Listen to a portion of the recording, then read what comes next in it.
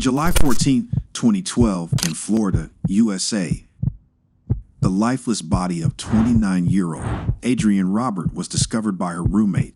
Although her eyes were open, she showed no signs of breathing. However, CCTV was able to unveil the events that transpired before her death, helping detectives in identifying and apprehending the perpetrator. Hello, and welcome back to Bizarre Cases. My name is Jerry, and today we'll be exploring the heartbreaking case of Adrianne Robert. If you haven't already, please do well to give us a thumbs up and hit the subscribe button for more. Now, let's get back to the story. Adrianne, born on January 4, 1983, in Brunswick, Maine, had graduated from Leppard High School in 2001 and the University of Maine at Augusta in 2005. Having moved from Maine to Clearwater, Florida, in 2007, she was described by family and friends as a beautiful and kind person, always exuding happiness and vibrancy. Anticipating a promising future, Adrianne, along with her boyfriend Justin, was on the brink of starting a life together. At the time, Adrianne rented a house with her friend Jay. Her relationship with Justin was progressing, and in July 2012, they found a house to move into together. Packing her belongings, Adrianne decided to host a farewell party on the evening of July 13, 2012. She informed Justin that she and Jay would be going to a movie or a bar. Unable to join them due to urgent business, Justin didn't object to Adrianne spending the evening with Jay, as they were not only roommates but also friends. Initially celebrating at home, Jay and Adrianne later continued the night at the Diamond Dolls strip club. At 3:34 a.m., Jay makes a chilling call to 911 upon returning home and discovering Adrianne lying lifeless on the bathroom floor. Despite Jay's attempt to perform CPR as instructed by the operator, Adrianne could not be revived, and when the ambulance finally arrived, she was confirmed dead. Jay reported that Adrianne had left the strip club earlier, and when he got home, he found her lying lifeless on the bathroom floor. There were also signs of struggle, indicating a crime scene. Now, the police are faced with the task of determining who took Adrianne Robert's life and whether her roommate was connected to the crime. The investigation began with a thorough search of the house, ensuring the absence of any potential hiding places for the perpetrator. Detectives and forensic experts noted that there was no form of forced entry at the crime scene. Adrianne was found naked on the bathroom floor without any clothing except for her bra. Further investigation revealed that the cause of Adrianne's death was a stab wound to the chest. Signs of struggle in the bathroom suggested that Adrianne had attempted to defend herself. The detectives inferred from her almost naked state that the perpetrator was likely male. So, they had to wait for more detailed information from forensic experts who conducted the autopsy. Meanwhile, upon closer examination of the house, detectives made an unsettling discovery in Adrianne's bedroom. They observed that someone had cut off a portion of the sheet on her bed. This raised suspicions as detectives believed the act was an attempt by the criminal to destroy evidence. The theory suggested that the perpetrator might have left DNA on the sheet. Strangely, the culprit did not take the entire sheet, despite the remaining part also containing DNA. The investigators found something similar to seminal fluid and sent samples to the laboratory for analysis. In another development, it was noted that Adrianne's car was not in the parking lot next to the house, raising the possibility that the criminal may have stolen it. The police initiated a search for potential witnesses to the crime and issued an all-points bulletin or APB for the victim's car. To unravel the case, detectives needed to gather every detail of the last hours of Adrianne's life. However, before delving into the investigation further, they faced the gloomy task of informing Adrianne's family about the tragic news. The shocking news of what happened to Adrianne came as a profound blow to her parents, who struggled to understand that someone had taken away their beloved daughter. Justin, Adrianne's boyfriend, learned about the incident the following morning when he saw the police cordoning off Adrianne's house. Intuitively sensing that something was wrong, he was informed by detectives that Adrianne had passed away the previous night. Given the tendency of criminals to revisit crime scenes, coupled with Justin's connection to Adrianne, the detectives initiated an inquiry into this possible involvement. following the common practice of scrutinizing those closest to the victim. Later that same day, a few hours afterward, Adrianne's car was discovered a few blocks from her house. The headlights were on, and the keys were left in the ignition, supporting investigators' suspicions that the criminal had used the victim's car to flee the crime scene. Forensic experts meticulously examined the interior of the abandoned vehicle, hoping to uncover clues to aid in solving the case. Turning to CCTV footage, investigators sought to identify the person behind the wheel of Adrianne's car. Unfortunately, the location where the police found Adrianne's car didn't have cameras. However, neighboring buildings had surveillance cameras. Reviewing the recordings, investigators observed a man in shorts, wearing a baseball cap and with long hair around the same time the 911 call came in. He was seen walking away from Adrianne's car, and it was crucial to determine his next location. Although another surveillance camera was positioned around the corner, to the investigators' great disappointment, the man went in the opposite direction, so they lost his trail. Despite scrutinizing the recording multiple times, the investigators struggled to discern specific details due to the nighttime setting. Interviews with witnesses provided the police with additional information to consider. One neighbor, sitting on the porch of his house at night, reported seeing Adrianne and a man running past on the sidewalk. The situation struck him as strange for several reasons. It was late at night, and their appearance did not suggest that they went for a jog. Adrianne was wearing a dress and holding her shoes, not in typical sportswear. Likewise, the man indicated that they were not engaged in what appeared to be a typical run. Despite this, the neighbor did not interpret the situation as a cause for concern, as Adrianne wasn't screaming or calling for help. As previously mentioned, the investigators needed to reconstruct the sequence of events leading up to the 911 call regarding Adrianne. Jay, the victim's roommate, was brought in for questioning at the police station. Given that Adrianne went to the club with Jay and he found her on the bathroom floor later, the investigators sought to clarify the events. During the interrogation, Jay recounted that he and Adrianne had a few drinks at home before heading to Diamond Dolls, a place they frequented for relaxation and to escape everyday problems. According to Jay, they walked to the club to avoid driving back under the influence of alcohol. The police decided to focus on Diamond Dolls, considering the presence of visitors with questionable reputations in such establishments. Jay stated that they arrived at the club around 10:30 p.m. and stayed for several hours. While sitting at a table, an unfamiliar guy, described by Jay as African American with a beard and a baseball cap, joined them. Adrianne decided to go home a few hours later, and Jay claimed to have noticed the guy leaving as well. To verify Jay's account and uncover new leads, the investigators visited Diamond Dolls, confident in the existence of surveillance cameras that could validate or challenge Jay's testimony. Reviewing the footage, the investigators located the moment Jay and Adrianne appeared at the club.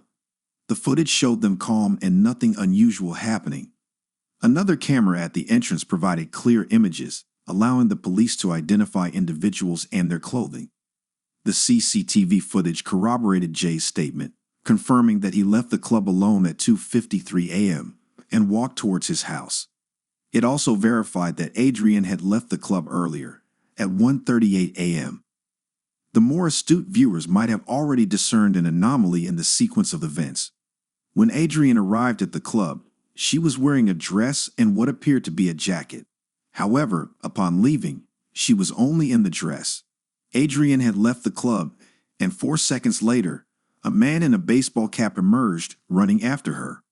His purpose became evident when he handed her the jacket she had left inside. After this exchange, the two engaged in a conversation, the details of which remain unknown. Instead of returning to the club, the man continued to follow Adrianne. Leaving the parking lot, they turned right onto a sparsely populated street. It raises the question of whether Adrianne felt in danger at that moment. Well, we'll never know. Comparing the man captured on the club's CCTV footage and the man seen next to Adrianne's abandoned car, investigators concluded they were different people. Considering the circumstances leading up to her death, they concluded that the man observed in the club's footage was likely the perpetrator. The man seen next to Adrianne's car could be an unrelated passerby. Despite exploring various possibilities, The police were diligent in working through all versions of events to provide answers to Adrianne's parents promptly. Her family traveled to Florida to collect her belongings, where investigators met with Mark and Dolores, assuring them of their commitment to finding and prosecuting the perpetrator. According to Adrianne's parents, she was a friendly person with no known enemies. She had positive relationships with both her boyfriend, Justin, and roommate, Jay. Investigators leaned towards the belief that Adrianne did not know the person responsible for her death. The laboratory report arrived, revealing that despite the criminal's attempt to cut out part of the sheet to evade responsibility, forensic experts found male DNA on both the sheet and Adrianne's body. Unfortunately, when the obtained DNA was checked against the database, no matches were found, leaving the police with the DNA of an unknown man. At this stage of the investigation, detectives considered the CCTV footage from the club, where Adrianne spent her final evening, as the primary clue. Revisiting the recordings, they examined both nighttime and daytime footage. Approximately 8 hours before Adrianne's death, investigators identified the same man who had conversed with her in the parking lot and left with her. The police now had a clear image of his face. To determine how this unknown man arrived at the club, the investigators noticed that he had arrived in a taxi, the phone number of which was visible on the recording. This discovery made it easier to identify the man. Following the clues, detectives are led to a man named Thomas Frederick, whose phone number matched the one that called for the taxi near Diamond Dolls. By comparing his driver's license picture with the CCTV footage, investigators moved closer to solving the case. The detectives soon realized that the individual captured in the footage was indeed Thomas Frederick, making him the prime suspect in the case. However, the police needed irrefutable evidence before making an arrest, as the recordings from the cameras alone were not enough. Consequently, they secretly observed Frederick for a week and a half, patiently waiting for the opportune moment to obtain his DNA without his knowledge. The officers monitored him at work and his residence, hoping he would carelessly provide them with something incriminating. Their vigilance bore fruit when, one day, Frederick discarded a cigarette butt on the road. The police swiftly collected this cigarette butt and sent it to the laboratory for DNA analysis. The aim was to determine whether Thomas Frederick was the person who left traces in Adrianne Robert's house. Simultaneously, police officers continued to discreetly monitor him, concerned that he might flee the state. The eagerly awaited report from the laboratory finally arrived, confirming that the DNA found on the sheet, on the walls in Adrianne's house, and Adrianne's body belonged to Thomas Frederick. Armed with this information, the police promptly arrested him and brought him to the police station. During the interrogation, Frederick claimed that he frequently visited various clubs and bars, making new acquaintances. When shown a picture of Adrianne Robert, he asserted that he had met her at Diamond Dolls. According to Frederick, they had only shared a drink, danced, and chatted. However, the CCTV footage contradicted his account, showing that he had left with Adrianne. Faced with this inconsistency, Frederick altered his story, stating that he and Adrianne walked together to the end of the street before parting ways, stating that he'd left for work afterward. When asked if he had ever been to Adrianne's house, Frederick claimed not to remember due to excessive drinking. As inconsistencies emerged, Frederick either refuted his own statements or conveniently claimed memory lapses. The investigators were skeptical of Frederick's evolving narrative, especially when confronted with a witness who had seen Adrianne running barefoot, holding her shoes, with Frederick chasing after her. When presented with this information, Frederick changed his story once again, asserting that Adrianne asked him to accompany her home. He claimed she needed to hurry, took off her shoes, and ran. According to him, he had no choice but to run with her, maintaining that he did not pursue her but merely kept her company.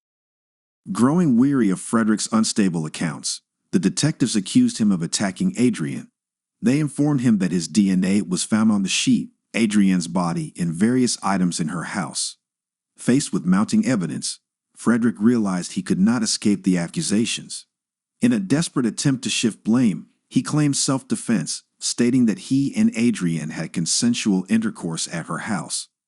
According to Frederick, the situation escalated when Adrianne, feeling unwell, vomited in the bathroom. He said they started to fight at some point, and then she pulled out a knife, threatened him, and attempted to stab him. In what he claimed was an act of self-defense, the confrontation resulted in Adrianne's death. Frederick asserted that he panicked, unsure of what to do, and chose to flee instead of calling 911, stating that he knew he would be held responsible for Adrianne's death. Thomas Frederick was charged by the police with first-degree deprivation of life. In January 2014, he appeared in court for the trial. During the proceedings, the prosecutor outlined his version of the events on the night of the incident. Adrianne and Jay had consumed alcohol at home before heading to Diamond Dolls in high spirits. At the club, Thomas Frederick joined them at their table, appearing as an ordinary person. They chatted casually and were just relaxing. The following day, Adrianne, with plans to move her things to her new house with Justin, decided to leave early, while Jay decided to stay back at the club. Seizing this opportunity, Frederick followed her, despite her reluctance. Adrianne attempted to run away from him, but he pursued her all the way to her home. Once inside, he forcibly entered, retrieved a knife from the kitchen, and committed the violent act he had been pursuing. According to the prosecutor, the injuries on Adrianne's body suggested non-consensual activity with Frederick. Fearing potential repercussions, he decided to end her life, attempting to cover his tracks by cutting out a portion of the sheet containing his seminal fluid. However, this did not prevent the police from discovering the criminal's DNA in various places, including on Adrianne's body. Subsequently, Frederick took Adrianne's car keys, drove a few blocks, and abandoned the vehicle. Adrianne's parents chose to leave the courtroom during the medical examiner's statement, expressing their emotional distress. Mark Robert, Adrianne's father, expressed his pain, stating that learning about the details of her won't bring her back. He emphasized the challenging journey they faced without their daughter, noting that it would take time to heal. On the other hand, Thomas Frederick's defense attempted to tarnish Adrianne's image during the trial, suggesting that she had invited him for consensual intercourse. However, this baseless version was viewed as an attempt by the perpetrator to justify his presence in the victim's house. The undeniable evidence, including DNA pointing to only one person, contradicted the defense's claims. Efforts to convince the jury that Frederick acted in self-defense failed, leading to the jury finding him guilty of first-degree deprivation of life and stealing Adrianne's car. Due to a lack of evidence, he was not accused of forcing her into intimacy by threatening her with a knife. The court sentenced the 25-year-old Thomas Hampton Frederick to life in prison without parole. Adrianne's father expressed relief upon hearing that Frederick would spend the rest of his life behind bars. While it could not bring Adrianne back, he felt that justice had been served. Being in the same room with the man who murdered his daughter was emotionally challenging, as Frederick displayed no sympathy or remorse. The court's verdict brought tears to Adrianne's family, who appreciated the support they received during this difficult time from the police, the prosecutor, and everyone who stood by them. Alright guys, that wraps up our video for today. Thank you for watching, and please don't forget to hit the subscribe button and give us a thumbs up as always.